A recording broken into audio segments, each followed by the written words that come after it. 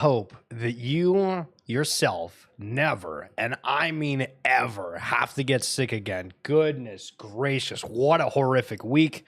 Thank you for tuning in if you're joining, and apologies for not getting basically any streams for the past 7 days. Still not feeling the greatest, but we're going to be rocking and rolling. So how do you come back after missing an entire week in a landscape that 1.5 billion things happen potentially in a singular day, let alone 7 of those? So what I've thought about doing is we're just gonna figure it out. We're gonna get on here and we're gonna figure it out. Currently, we got about 30 different stories we got to go through, but we're gonna do a little bit of a reminder because last night got all the news about the U.S. government shutdown being extremely likely. And then, like, I want to say an hour-ish ago, the whole poly market predictions was like, yeah, 85% chance that it's just like done this week. Phenomenal. Everybody's saying, you know, a big liquidity injection is going to happen once that happens. But we have to remember the chaos, the pain, the turbulence that we experienced last week. Because if you remember, every single day there was about $100 million that was liquidated. Every single day, if not more, upwards to $1 billion, if you remember. We had the fake news of people reporting that Wintermute was suing Binance, and then it came out that that was not the case. We have Disney, who's giving out free NFTs for just participating in their ecosystem, which is like rather intelligent on their part. And you're probably not involving yourself in that airdrop the way that you should. And I don't even know if we should call it an airdrop, but we're going to go over the specific details for that. And there was a one-of-one Steph Curry moment on the Panini blockchain that sold for just shy of $100,000. Now, this week, we are going to have Derek on, who is a huge collector in the MLB world. That's going to happen Wednesday night. So stay tuned for that. Well, on Wednesday, you don't need to wait here the entire time, but let's get into it. So recall, back on November 3rd, $426 million worth of crypto long liquidation in the past 24 hours. Okay, great. Oh, and then we had the balancer hack of $116 million amongst all of the cascade in the liquidations. Okay, and then here's that moment for Steph Curry. Now, we've had some discussions around the Panini blockchain, the Topps partnership on the physical cards. I feel there's not like a whole lot of people that are like paying attention to what's going on within the Panini blockchain. I saw individuals that were participating in the NASCAR drops and saying, hey, this is like a perfect way to be able to flip your way through that if that's something you're wanting to. But checking out CryptoSlam.io, blockchains by NFT sales volume. It's up 67% in Ethereum. It's up 90% essentially in Immutable. Bitcoin, I feel like people really don't love NFTs on Bitcoin. Solana, it's up 90%. Like, all of these are massively up. Now, at the same time, we saw crypto just absolutely moon. And so people are saying, hey, you know what? I feel like a spender. Looking at Flow, again, that's Disney Pinnacle, NBA Top Shot, UFC Strike, NFL All Day. Actually down 21%, which is a little interesting. But maybe something to note that if we do have some parabolic moves on some of the big boys like Ethereum, well, they want to go out and buy some of those wonderful digital collectibles. And this is on the third, the 1.05 billion in crypto long liquidations. Insanity. Now, some news coming out of the crypto dick butt communities. We had Adam Weitsman, who is one of the biggest players within the space, gotten a ton of notoriety due to him going out and purchasing a lot of Yuga assets and a lot of NFTs in general for just insane amounts of money, and apparently acquiring or at least taking control of the project. Yo, Roar, what's going on? You're still holding. Sir, I thought you left me. Yo, I thought Roar was out of here, and he comes storming back in. Good to see you. Glad that you're here. So what happens with some of these collections if they have the takeover? We used to have these notions where it was like, oh, you know what? Maybe this collection is going to have kind of like the Luka Nets effect. And if somebody takes it over, well, everybody's going to be excited and there's going to be all of these happenings. And I think that arguably that's probably going to be the case for anybody that does do any sort of takeover moving forward within the space. But you do have to kind of say, all right, well, how long does it take to actually achieve some of these extra happenings for someone that just like takes over a collection, and how long of these discussions happen behind the scenes? So Shocker Man Dan, I worked on the Alphabetty team, a family-friendly NFT. Wonderful experience, but not a financially successful one. Crypto Dick Butts, a dick in a butt, launched around the same time, wildly successful. I still remember explaining to my mom that CDB minted out before us. Crypto is so fun. So what the hell is Alphabetty Doodles? Well, it was a person that made kids books, and you know, I remember when Gary Vee did V Friends, and that was kind of the whole mantra of like, all right, we're having like these characters and it could turn into like kid shows, and it's, you know, the patient panda aspect, and it's like supposed to be sort of like Sesame Street. And I was like, you know, that's a really cool idea, but for the people that are out there and buying those specific NFTs, well, if it's intended for kids, but you know, for the argument's sake within V Friends, you know, throughout life, you can use some of the different mantras that they're trying to have. And so Alphabetty Doodles was essentially just trying to do like a kid's book. And over 1,000 ETH in volume is like pretty crazy, right? But of course, with it not really being like culturally significant, and the fact that it was like kind of intended for kids as well, and you know, all of us are on these social media apps seeing, all right, well, where is these communities? Where are people hanging out? Yada, yada, yada. Just didn't do that. But just ridiculous looking back on it. Excuse me. Roar, always supporting you the way I can. Just focusing different on work. Well, awesome. Glad that you're still kicking around, sir. Distressed Pickle, sell the takeover. I mean, I feel that that collection got a huge bump from the TokenWorks token, and then it's coming back down. I don't know if it actually got any sort of like uptick from that acquisition news. I feel that we've had a period where people are just kind of hesitant around NFTs until they saw what like the crypto market was going to do. And we saw ETH move, and now we're starting to see a lot of volume starting to come back. We'll see how long that lasts for. If you're somebody that has purchased the Pixel Vault comics at one point or another, it is now PostPunk, Chris Wall, and Josh Blaylock, the artist and then the writer of the comics. Obviously, there was a huge falling out with like Pixel Vault. Nobody knows what the hell is even going on. G-Funk got kicked out. Problems galore. But these guys had access to all of the comics that were minted. They're in storage. They are shipping them out. So if you're wanting to redeem those comics, I think obviously more of them are going to come. They're kind of going through like the different editions. But just an FYI, if you are wanting to get the physicals from the Pixel Vault comics back in the day, keep an eye on postpunk.com, because that is what is coming down the pipeline. So collectibles. If you watch the World Series, the Los Angeles Dodgers won it in maybe the craziest Game 7 ever. Now, this person has one of the Yamamoto collections of cards, and obviously this looks mightily impressive, especially after the championship. And it goes back to me when I try to look at what we're seeing within the, you know, crypto-based IPs, we still don't really have any strong foothold outside of physical events, right? So for like Bored Ape Yacht Club, it's the ApeFest. For Doodles, they had that initial episode for their TV show, and then it felt like, all right, what else is going to happen? They've done some really cool collaborations and whatnot, but then when you look at these, you can say, all right, I remember that experience. I remember this experience of watching the game and having that passion and something to actually connect it, where that person has value to it. And I would love to see this happen more. And I don't know if it's you need AI tooling. I don't know what it's going to take. But it's just like, yo, Mikey, what's going on? Just saying what up. Long time no see. Never going to catch you live. Thank you for coming on through. I hope you're doing a phenomenal You're doing a phenomenal. How do you finish that? I feel like that's not like even a sentence. Hope your day's phenomenal, and your week is even better than today. True. Today's going to be the worst day of your week. Think nothing but positivity moving forward.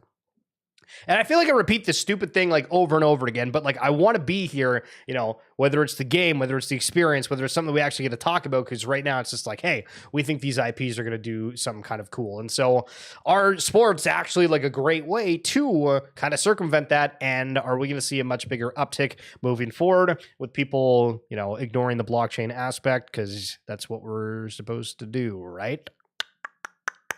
The Great Holiday Unlock event is here. Get ready for 25 days of excitement and cheer. Woo!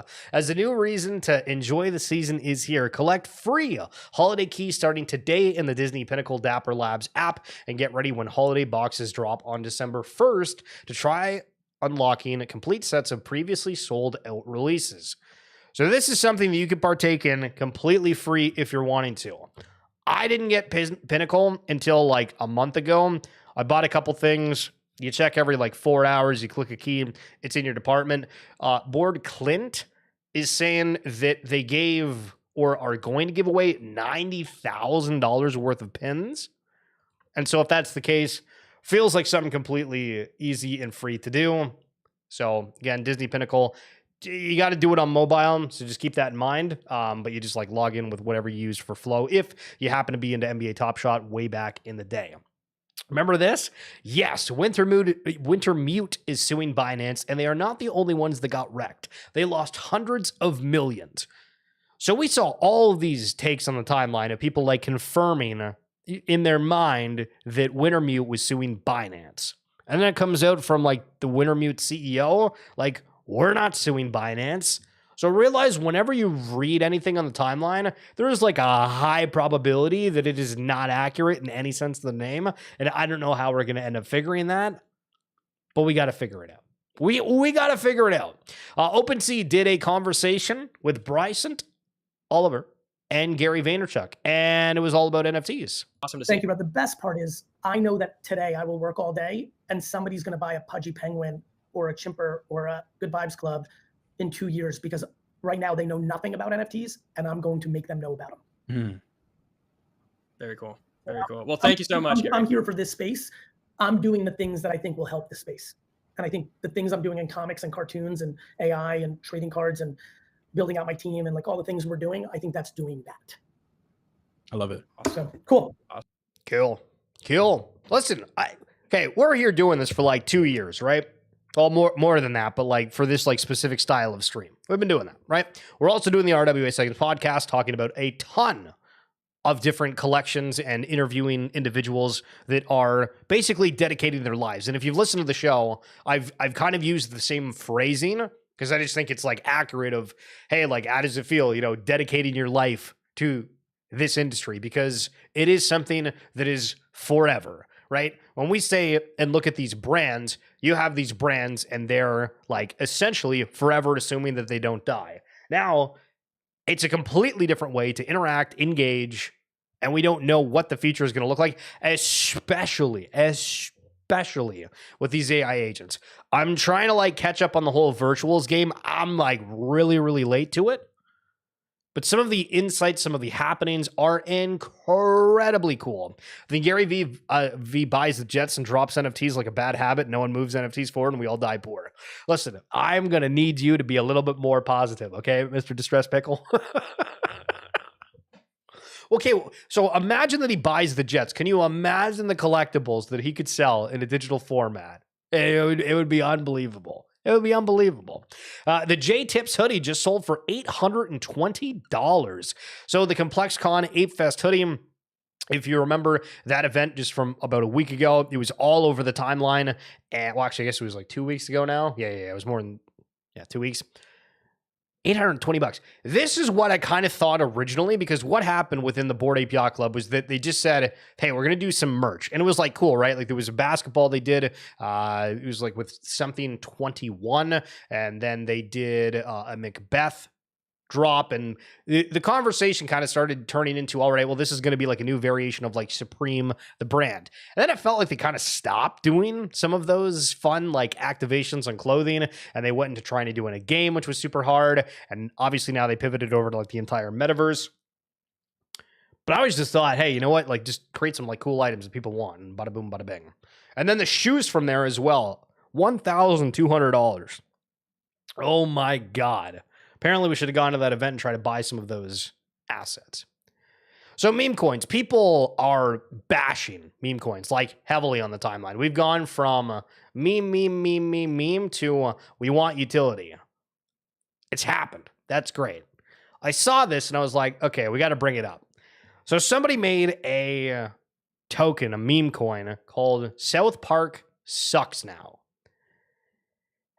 And I have no idea why. I have no idea. But it started becoming like a movement to the point that South Park actually changed their profile picture to one of their characters in the show holding a sign that says South Park Sucks Now. And think of the social engagement that it got from the collectible crowd.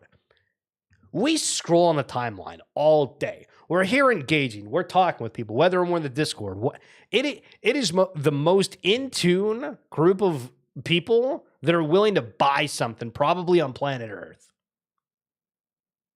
And we shouldn't ignore that. We should not ignore that. And to prove that, we got some people that are just outright trying to scam everything. Do you remember when Dave Portnoy hopped on here and dropped several different tokens to then rug them all? What an absolute idiot.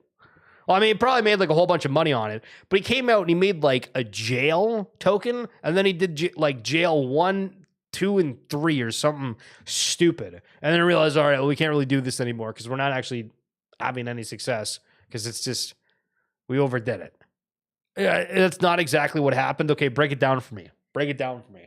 Because I remember he tried to do like multiple ones, and I don't think there was ever like a purpose for all of it. Oh, he didn't rug it? Okay, hold on. See, I feel like he definitely did because he kept trying to make like several different ones after doing the first. It was like, I don't know why you would go do that. But give me the lowdown because I don't exactly remember. But Joseph Rupp, I'm happy to announce that I'm now an Immutable ambassador. One of the most robust Web3 gaming ecosystems is doubling down on spreading the word, and I'm here to help make that happen. So Joseph Rust is actually somebody that I kind of know from doing the Yuga Labs heavy metal game. And so Heavy Metal was a game that Yuga Labs came out with, and it was like the social game where essentially you vote on people's forges of what looks cool, and it didn't even matter if it looked like crap. You just had to have somebody that went out and did these votes for it. Now, Joseph has gone on. He's done a guild. He's been involved in like multiple different games, but Immutable is out there and showing, hey, we want to sign different creators. And we've highlighted where Coinbase bought that NFT that brought back Kobe, and we've seen a lot of other different people within the Web3 space starting to have like the market and Kalshi prediction market badges out there. Everyone's trying to look for different creators and having them be a part of what their promotion is, essentially. And so keep an eye on anybody within Web3. I think it's going to be very, very interesting to see how aggressive these individuals go, because Immutable, again, there is allegedly a lot coming. And again, Robbie Ferguson posting super bullishly on the timeline again. Yo, and see what's going on. You think you are bullish on gaming, but you are not. Okay. You think that you've already factored in the coming legislation, or the tsunami of the institutional demand that follows, or the multi-billion-dollar Web2 studios that will launch tokens, or the 1.2 billion monthly active users they'll bring with them. Trust me, you have not. Yo. I still don't understand why nobody else talks like this. It's just great. I spin the Immutable wheel for about 15 days, all gem prizes. I don't trust Immutable. Yo, Roar, you're throwing the red card, eh? Yo, Roar comes in and says, listen, we are giving Immutable the red card. I respect it. I haven't actually messed with the Immutable play, but when you're saying gems, is that like, I don't think that's their token because it's like the IMX token, but Gem's got to be like some portion of it. Immutable gave me another fat airdrop, or give me. Yeah. I hear ya. That would be phenomenal. If you aren't following what Pumpcade is building or are waiting for some big key opinion leader to tell you to buy this, you are doing yourself, your future children, and their children, and their children a gross disservice. Wow. That's tough. Okay. Listen, we've been yelled at. So what the hell is Pumpcade? Speculate on anything, anywhere there's a chat box powered by Pumpcade. Anywhere that there's a chat box. That seems like kind of insane. Coming soon, join the wait list. Okay, so we can't even see what this is about. Son of a gun. All right, listen. So they just told us that we're basically going to die poor forever if we don't know what it is. We go to do research, and I can't get any research. What is this? Hold on. If we click this, we'll give insights. It's at an 8.3 mil market cap. All right. People are chatting. Okay, still no idea. This is the problem with crypto. This is the problem with crypto. All right. Pickle has not said anything, so I got to ask Rock. What happened with Dave Portnoy and the jail meme coins? Roar. Look, it's just that I don't bite their bait. That guy from Immutable tweeting every day, like the entire industry of games going to Immutable and Web3, but no real games happen, just money moving, and some people get some dollars for some quests. No competition, no real fun. There's just Illuvium with tournament games that 100 people can play with a good PC. Yeah, actually, I think on like the last stream a week ago, one of the things we talked about was like there was like a pretty big like cash money tournament for Illuvium, and I was like, I didn't even know this was like going on. Okay, here's the story. We got it. I don't know if Pickle is still here, but we were looking for the facts, and Pickle didn't bring the facts, so we got to research. In early February 2025, again this year, Dave Portnoy, founder of Barstool Sports, got deeply involved in Solana meme coins, sparking massive volatility and backlash. It started when Portnoy publicly traded several random meme coins on February 7th to 8th, openly buying and quickly selling them for quick profits, turning 10K into 75K in a day. He pumped coins like Montoya Por Favor, a Spanish reality TV meme, and Josh Allen MVP tied to the NFL quarterback. Warning followers, buy at your own risk, but causing huge pumps followed by dumps that wiped out retail buyers. This led to immediate accusations of pump and dump manipulation. Crypto traders on X and Reddit started calling for Portnoy to be jailed for dumping on his 3.5 plus million followers. In response, a meme coin called JailStool was launched on Pump Fun. It literally depicted Portnoy in prison orange jumpsuit behind bars with the theme Jail Dave Portnoy for pumping meme coins. Instead of getting mad, Portnoy embraced it hard. On February 8th to 9th, he bought over 50 million tokens, initially $250,000 of his own money, announced he was all in and wouldn't sell until 50 million to 1 bill market cap, hosted X Spaces, tweeted nonstop, released JailStool merch, and even turned down Super Bowl parties to pump JailStool from bed in the dark. A whale dumped 7 to 8 million into it, pushing market cap from near zero to 250 million peak. The price went up 100,000 to 2.6 million% an hour. Yeah, what the hell? Kraken even listed JailStool, legitimizing the chaos. Portnoy accidentally sold his bag once while taking a piss, panicked, and immediately bought back in, calling himself a heroic crypto Caesar. The coin later crashed hard, down 70 to 90% at times, but Portnoy claimed he never sold his main bag and rolled profits from some other coins into it. He continued the meme coin spree. He launched Greed. He launched Greed 2 and got offered $6 million in Libra tokens for promo, but returned them when he told he couldn't disclose it, and still lost $5 million on his own Libra buy. Now, Libra was the one with the Argentina Malay dude. I don't know if you remember that. I think there was some guy named like Hayden or something, and it was just one of the biggest scandals of the time. By late February, Portnoy called the meme coin meta full of babies and backed off new launches, but kept hyping JailStool. As of now, JailStool has a cult community. Some holders are still diamond-handed waiting for Portnoy to return. Others turned anti-Dave, running JailStool campaigns, tracking bags that lost 90+% and boycotting Barstool. Polymarket once had 10 to 28% odds of Portnoy going to jail in 2025 over alleged scams. No charges ever filed. Okay, so Pickle is partially right on this then, that for the JailStool thing, was like, all right, kind of whatever. However, when we then do the double meme coins afterwards, I don't know, man. I don't know. That's when we're getting into risky bisky territory. But there's your there's your recap of what happened with Dave Portnoy. Now, if you guys wanted to have a little bit more of a serious conversation from memes and elsewhere, I got to talk with insight from the Chimpers collection. They are doing a ton of different things, from trading card games to plushies to continuing to build out their crazy pixel art. If you don't actually know, Insight and the artist are brothers, and more than that, they're actually twins, which is crazy crackers, banana pants. But we get into that within this podcast. So here's a quick clip from that, talking about why the hell they landed on the Chimpers character. Can I ask, how did you guys land on doing like monkeys and these Chimpers? Like, do you remember the conversation of when that started? Yeah, I mean, so with the Boring Ape Chronicles and Apes, like we were both in that community, there's obviously a natural sort of admiration and feeling for primates, I guess. But it was very random because in that build up to the character collection, Chimpers was experimenting with all sorts. He discarded so much stuff that, you know, bears, like random creatures. But for some reason, I think because his name is Timpers, like our last name is Timperley, which is obviously shortened for Timpers, and that's his Twitter profile. Chimpers rhymed with Timpers. So it was just purely because of that. Like, there's a primate affinity, it rhymed with Timpers.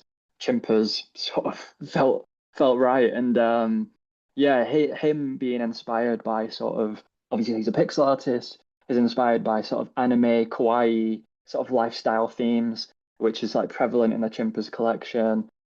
Retro sort of nostalgic gaming culture as well, all sort of intertwined into Chimpers. And when you look at the Chimpers collection, it's quite a goofy sort of anime inspired, very random collection. And one thing that Chimpers made a note of to try and really do with the collection and the art was to make it stand out and make the traits novel, because like during that 2021 era, it was a sort of regurgitation of like the traits that other collections had created, and those trends, and 3D glasses, all sorts of stuff from the sort of the big players, I guess, inspired all of the collections to follow. But Chimpers wanted to create something that was really novel and stood out, and I think Chimpers is a sort of a goofy amalgamation of like his inspirations and applying it to this sort of primate cast of characters. If you haven't seen the collection, I highly recommend just typing in Chimpers and looking, because the art, the style, the pixelated, like it is one of probably the best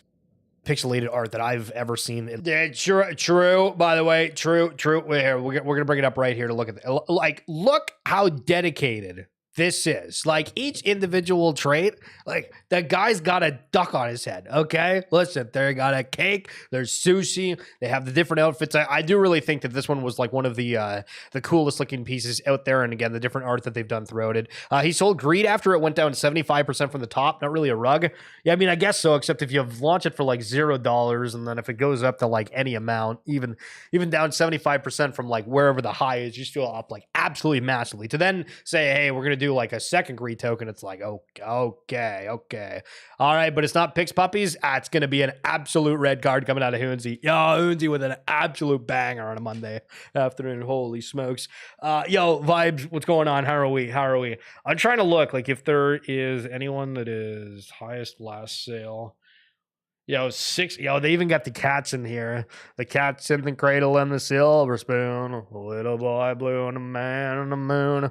Dixter, please go to the moon so I don't need to work at McDonald's. Yo, listen. Okay, so there is a big difference. I don't know if we've had a talk about this, but between like American and Canadian McDonald's, I need to like travel to like some other countries and like give them a whirl.